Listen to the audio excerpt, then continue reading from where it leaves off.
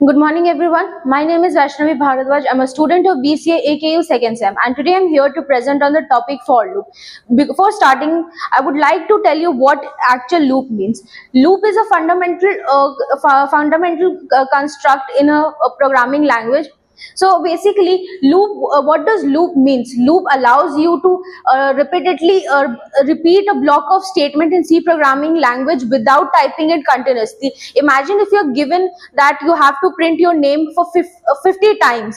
It seems less, but while writing that, it would be a much more harder task. So to reduce that, we use loop here. So basically, the main purpose of loop is to efficiently increase the ability of programming.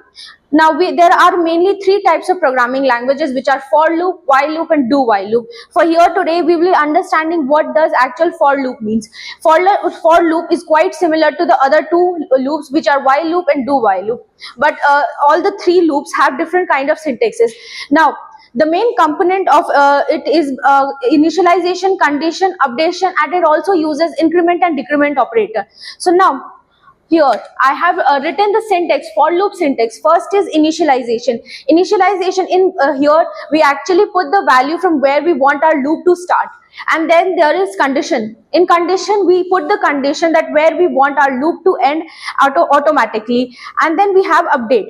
This update refers to that from our initialization point, by increasing how much point we want our loop to continue.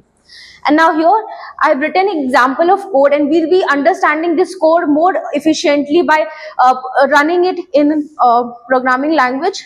So for that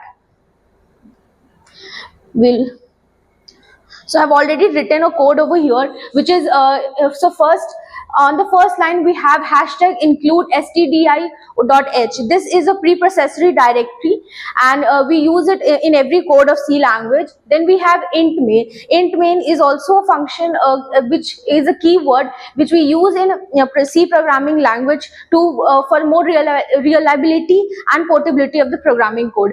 Then here I have initialized I as a value. I here is a variable name, and int is a data type.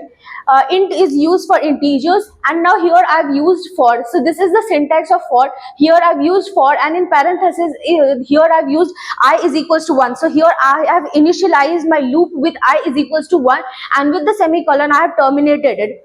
So now then the other one is I less than equal to 10. This means that this is the portion of condition.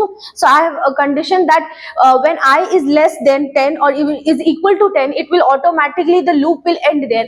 And then here I have put the updation that I will be increased by value 1. I can even use the increment operator over here as I plus plus. So this will also make it run very efficiently, and now we'll compile and run. So we can see here we have already from 1 to 10 our loop has already there. We can also put it in reverse condition, as I'll just change the values over here. From here I'll put it as I is equals to 10, and here I'll put as I less than equal to 1, and then our I will be increasing as I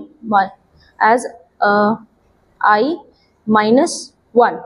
So here what will happen is I've initialized my value from I is equals to 10, and then the value of I will, when will it be less than or equal to 10, it will automatically end, and I have put the updation as I minus 1. So we'll run it and see what we get. As here the same loop has been ended as in reverse. It has started from 10 to 1. So this is all from my side. Thank you.